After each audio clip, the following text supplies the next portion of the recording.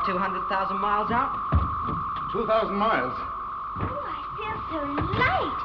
I feel as though I could float up to the sea. You will if you don't watch out. Temperature reading normal. Internal temperature 65, normal. Can I help? Well, yes, as a matter of fact, you can. You know, Professor, it'd be a good thing if you knew how to control this rocket, just in case. Yes, it would. Well, now, this, of course, is the radio telephone. Yeah. And over here are the main motor controls. What's there, Jeff? Oh, this is Hamlet. He really belongs to my brother Jimmy. But I promised to bring him along as a sort of a mascot. He's been to the moon twice before. Isn't he sweet? Can I hold him? Yes, well, don't let him go. He'll float up to the ceiling. Remember, there's no gravity here, and he doesn't know that. How do you do, Hamlet? I'm Margaret. And these are the lateral motor controls. Well, as you see, most things are controlled from up here, except the radar and the supply canister link. We do a 2-hourly check of all instruments and gauges, some of which are in the main cabin. Right. Well, I'm going down to complete that now. Fine, I'll stay here and look around. Right, fine. Good.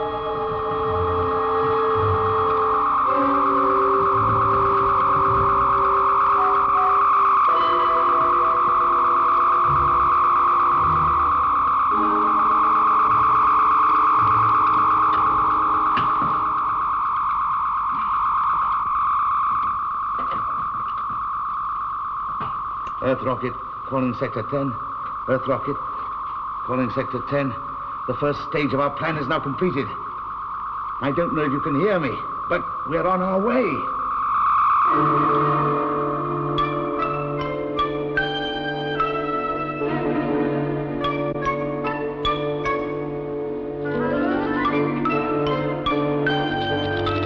Hey, what do you make of this? Earth rocket calling Sector 10. The first stage of our plan is now completed.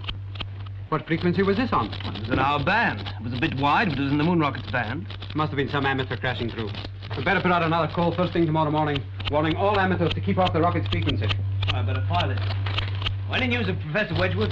Yes, the doctor shipped him off to the hospital in Dundee a few minutes ago. It was rotten luck, that accident. I bet he's cursing, being stuck in a hospital, when he'd give anything to be up in that rocket right now. I suppose so. Still, Henderson knows what he's doing. And young Jeff turned out to be as efficient a radio operator as he'll get anywhere. Were you transmitting, Professor? No, what makes you think that? I saw the power load drop. I thought you had the transmitter on. Well, I must have just switched it on for a moment. I was trying to see how it worked. You know, Jeff, I don't want to be too much of a passenger. You're not a passenger, Professor. No. Now, if you could move out of the way, I've got to get these tapes off. Right. This is the stuff Professor Meadows is recording down below. Yes. Why doesn't she speak it through direct to Earth? Well, it saves time this way. We can reduce 5 minutes of speech to 5 seconds. That saves electric current and congestion on the radio. You listen. Moon rocket to Buchan Island. Moon rocket to Buchan Island, band 1. Cosmic and radioactive readings in outer space over the past 30-minute period. Here we go. You know, Jeff, anyone listening to that without the proper instruments to decipher it would think it was just a jumble of meaningless sounds. You can't even detect it's English or any language at all. Unless it's double Dutch. Exactly. Jeff, I want you to listen to something now. Now listen to that. You know what it is? Yes, that's space chatter. You often hear it. And its origin? It's a natural phenomenon from outer space. A lot of the stars give off electromagnetic signals. We presume because it's got a magnetic field. That's what all the books say, but suppose some of it was like Professor Meadows' report. A jumble of intelligent signals at very high speed. Oh, but it can't be. I mean, where would it come from? Who'd send it out? This, your book, Jeff?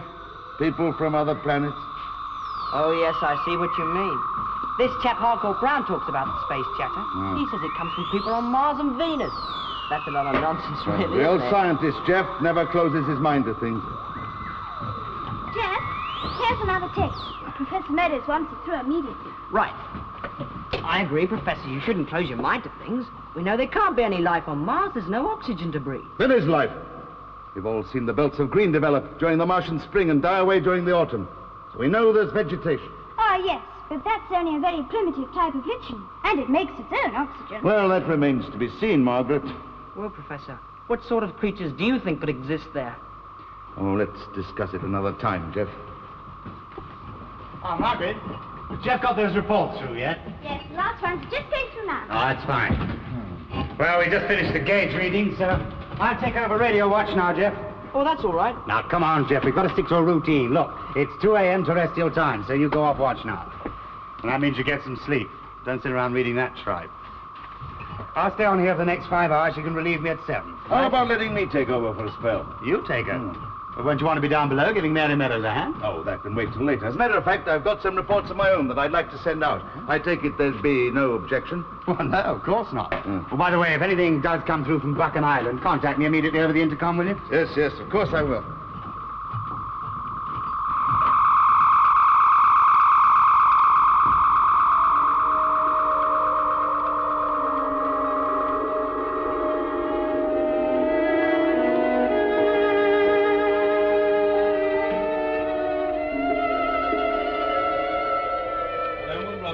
Buchan Island calling. Here is a routine time check. It is now exactly 7 a.m. Greenwich Mean Time. Over and out. Here's your early morning tea. Oh, thanks. Hey, you're 10 seconds late. My porridge was lumpy this morning. Everything okay? Yes, reports coming through normal. All the crew are up and about. All right, I'll take over now. We're both going to be pretty busy once they get into the moon's orbit. This position report just came from the computers. According to this, they're 4 degrees off course. Huh? The rocket's maintained critical speed and direction throughout. So how can they be off course? I can't understand it. Unless there was some miscalculation in the rocket weight. Everything in that rocket was weighed down to the last ounce. The crew were all checked for critical weight. They weren't, you know. We never had the figures for Professor Hawkins. He arrived too late. But he knew the exact weight he had to be. It was all wired through to him in Australia. That's the only possible explanation. The payload must be overweight, and that has caused a deviation. I better go on to him right away and correct it. 4 degrees at this stage could mean several hundred miles off the target. Hello, Moon Rocket 4. This is Buchan Island calling. Are you receiving me? Over. Hello, Moon Rocket 4. This is Buchan Island calling. Are you receiving me? I have a navigational check for you. Over.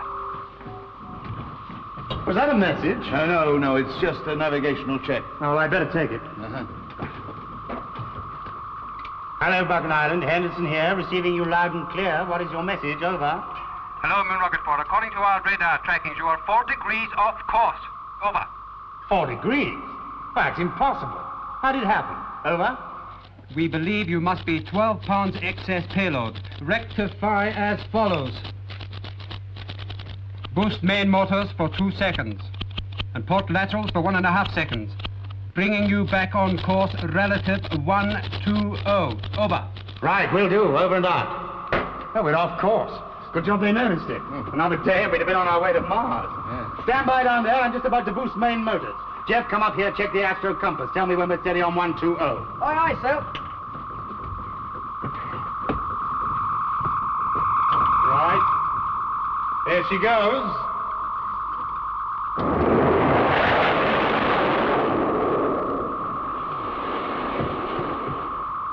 Steady, course 120 maintained. How did that happen, Mr. Henderson? Well, Murray thinks our payload's 12 pounds over. Something weighs more than it should do. Or somebody. Well, we're all checked into the last ounce. Oh, except Professor Hawkins. Oh, yes, of course. You didn't have time, did you? But then you had your critical weight checked in Australia, didn't you? I must have gained a bit since. Professor Hawkins, I've just been working on the cosmic radiation readings over the past 5 hours. There are some calculations I thought you were going to help me with. Oh, can't that wait? Well, they've got to be done, and our hands are going to be pretty full once we land on the moon. It's 7 o'clock. I'll take over now. Nonsense, Jeff. I'm not in the least tired. I'll stay here till 9. Those reports can wait. I'd like a word with you. Of course. Well, I'll be back shortly, I hope. Come on, Handy. It's breakfast time. I've got to give it to you in a bottle. Otherwise, all the milk will float up to the ceiling. Now, what's the trouble, Mary? Look, what's with Hawkins? I've been on these reports since 4 o'clock this morning. It's not his job to do radio watch. Well, he's just giving us a hand. There's no harm in that. In any case, what can I do about it? What can you do about it? You're supposed to be in charge, aren't you? Well, okay, but... Well, he's a top man in one of the world's leading observatories. I can't just order him about as if he were a kid. But he doesn't behave like a responsible scientist. Do you know he was telling Jeff about intelligent life on Mars and Venus? You ever heard a scientist talk like that? Well, that's just Jeff romancing. Oh, no. I was there, too. I heard him. Margaret, how about getting us some breakfast? I could do with something to eat. Right, just come now. Now, look, Mary, let's try to keep our differences of opinion to ourselves, shall we? Or better still, let's have no differences. I'm only stating facts. All right, Mary. You look after your facts and I'll look after the rocket. Now, come on, be a good girl.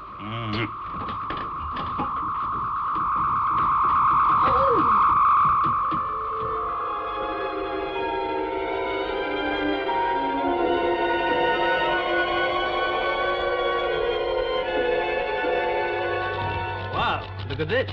We've really hit the press this time. First lunar lookout post. Hawkins to set up observatory on Moon. Hey, they've even got his photograph inside.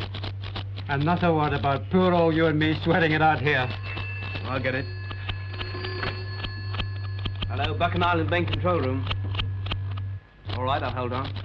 The ministry. Oh, they've got around to congratulating us at last. Hello? Yes? That's ridiculous. He's on board the rocket. No. No, there must be some... You absolutely sure of that? That wasn't Hawkins who went in the rocket last night. What are you talking about? It must have been. Well, it wasn't. It must have been somebody else. And they don't know who.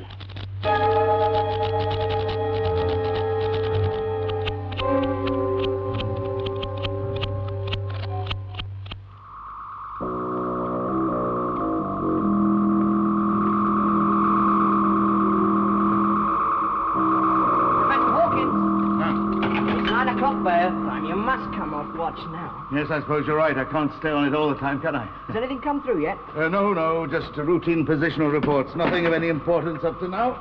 Hello, Moon Rocket 4, Buchan Island calling. Over. Hello, Buchan Island. This is the Moon Rocket calling. I'm receiving you loud and clear. Over. Hello, Moon Rocket 4. We have an important message for you. Would you please bring Mr. Henderson to the radio? Over. Wait, please. I wonder what it could be. I don't know. Well, I'll stand by until you get him.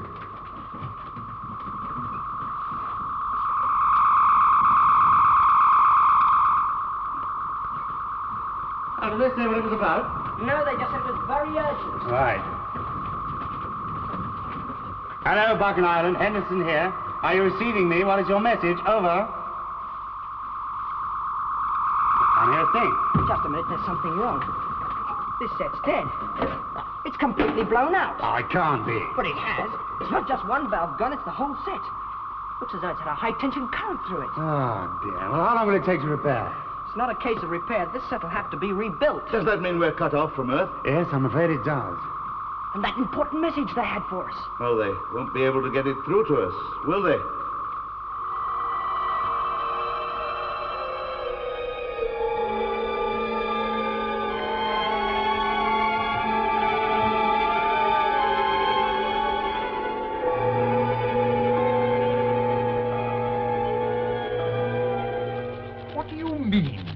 Nobody saw him. It's absolutely beyond me that such a fool thing could happen. Good morning. This is my colleague Ian Murray. This is Mr. Hammond from London, top security. How do you do? And this is the real Professor Hawkins. How do you do, Professor? That's a terrible business. Yes, it is, isn't it? I suppose you realize the minister's furious about this. Letting the wrong man into a rocket. It's absolutely beyond me. It's a bit beyond us all now, sir. The rocket's been in flight to the moon for 1.5 days now, and there's not a thing we can do to stop it. Which means they'll be in Moon's orbit in a few hours. What happens then? If only we could get through to them on RT. Without radio, we won't be able to guide them. I don't think they cut out by accident. It's my belief that this was an act of deliberate sabotage, which bears out my point. But this is the work of a foreign agent. But why? What could he hope to gain? I agree, there'd be no advantage to a foreign power to get a man aboard this expedition. There's no military significance in it at all. Then what do you suggest, that some crackpot's gone up for the ride? Well, that's an idea. You're not serious. We do have lots of letters from people asking to go on moon trips.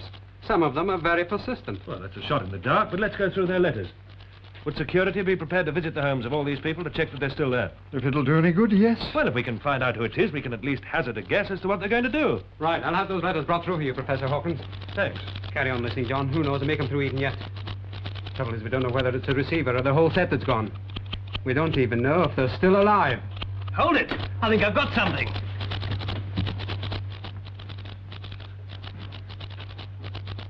Hello, Buchan Island.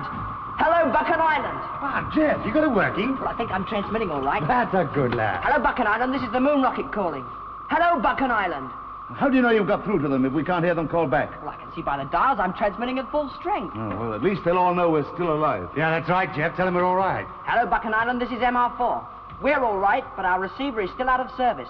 We shall pick up our reserve receiver from the supply rocket in the moon's orbit. What's this about a reserve receiver? Well, they should have packed a spare portable. And you say you'll reach it in about an hour? Yeah, we reach moon's orbit in 50 minutes from now. But as for linking up with that supply satellite, well, that's going to be a really rugged job. With no radio receiver, we can't get any help from Earth. Hello, Buchan Island. Hello, Buchan Island. It must be infuriating for them to be able to listen and to say nothing in return. I think I've got it. Listen, dear sirs, since you persist in ignoring the evidence I've placed before you in the past, I shall have no alternative but to act as ambassador for the world myself, and to take whatever course becomes available to me. The last message from Sector 10 impresses upon me the urgency of this matter. Sector 10? That message we picked up. And I thought it was just some amateur fooling around on our frequency. Who signed that letter? Harcourt Brown. Harcourt Brown? I know that name. He wrote a book. What was it? People from Other Planets or some such nonsense? Well, thank heavens it's not a military agent. If it's Harcourt Brown, it's 10 times worse than any military agent. As far as I'm concerned, he's a fanatic. And fanatics are twice as dangerous.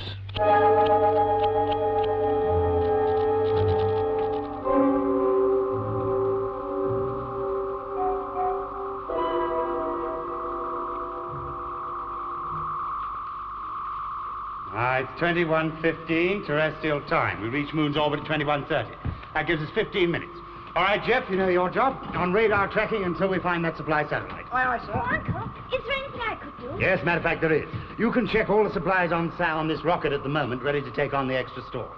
Professor Meadows will tell you the exact weights for our landing on the moon. But don't those canisters land with us? There's no need for that. We take everything we want from them and leave them in orbit. We've got to find them first. I'm coming up, Henderson. I want to see this. Right, fine. Well, here's the list. We'll check the supplies together. Well, aren't you getting excited? In maybe a couple of hours, we'll be actually landing on the moon. Where exactly will we be landing? Well, we can't be too precise about these things. We need 10 more of these. We hope to land in the Sea of Serenity. We've chosen it so that Professor Hawkins can get the best possible angles for his observatory. Of course. Mars will be at its nearest then, won't it? Oh, fancy you knowing that. And Professor Hawkins told me. Well, that locker seems to be complete. You know, it's funny. He's often talking about Mars. Yet he's never once mentioned his observatory on the moon. His observatory in Queensland must be the best equipped in the whole of the Southern Hemisphere. Queensland? But he told me it was in New South Wales. Well, you must have misunderstood him. No, honestly. He said it was near Sydney. Well, that's in New South Wales, isn't it? Yeah, it was when I went to school. We must be nearly in moon's orbit, Professor. Yes, about 10 minutes, according to Henderson. Well, I suppose they'll be keeping track of you from your observatory. In New South Wales? Oh, yes, they'll be tracking us right the way through.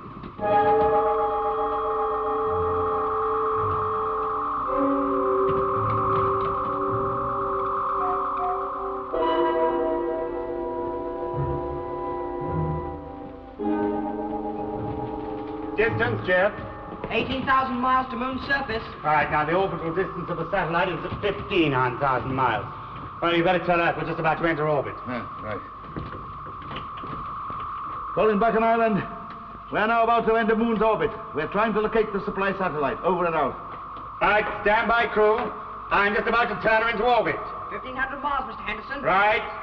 Here she goes.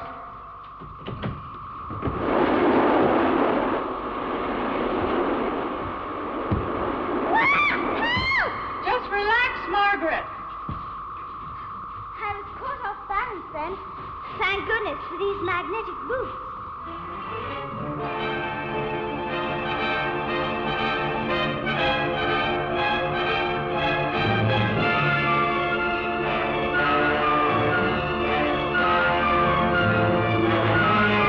Been in orbit 2 hours now, Professor.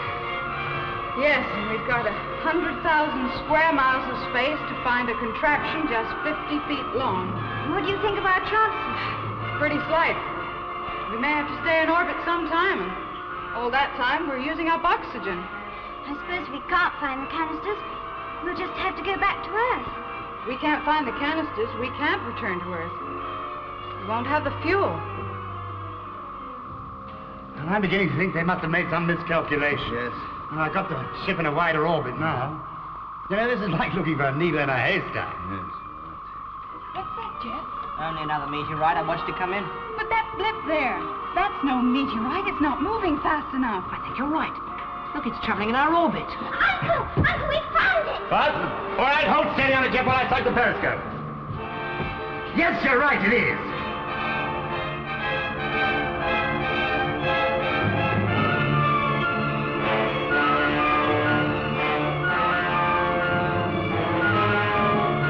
What's the position? 120 degrees. Right, stand by, crew. I'm just about to turn us through 120 degrees.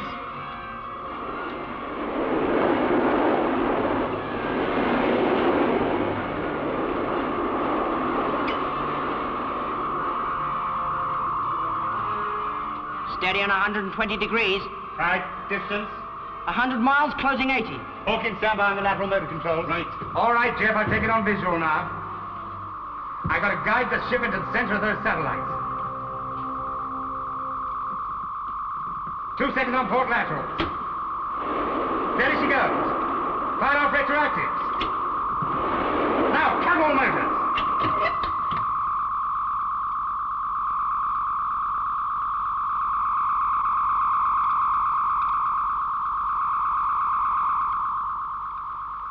Well, we made it. Oh, it's pretty dicey, though. Wonderful navigation, Colonel. Thanks. You better switch on the magnets to secure us.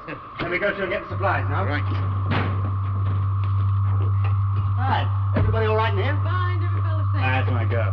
All right, Jeff, switch on the fuel tank, start pumping, then we'll start loading up for the landing. Right you are. But, Uncle, how do we get to those canisters? We have to go outside in spacesuits. No, Margaret, nothing so crude. You see, from each of those canisters, there's a small tunnel. Now, 2 of them are just for fuel, but one of them's large enough for us to crawl through. That's this hatch here. Tunnel's connected, fuel pump's working. Right you are. Now, Margaret, we have to step up the oxygen room here. You see, there's a vacuum in that canister until we open the hatch. We don't want to drain off completely, do we? Right, there we are. That'll do. All right, Jeff, come on, let's open her up.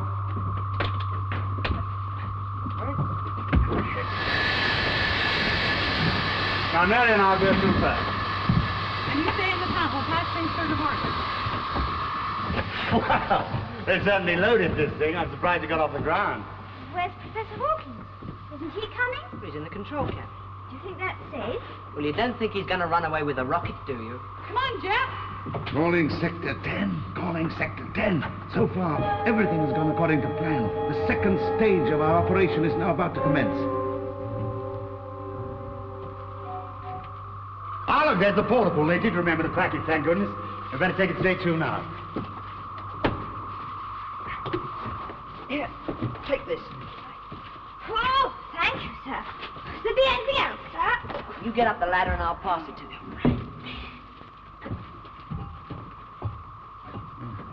Margaret, what's this? Oh, the reserve receiver. I'll take it. Go down there and I'll hand it to you. Now, that's it. Take it. Put it down over there.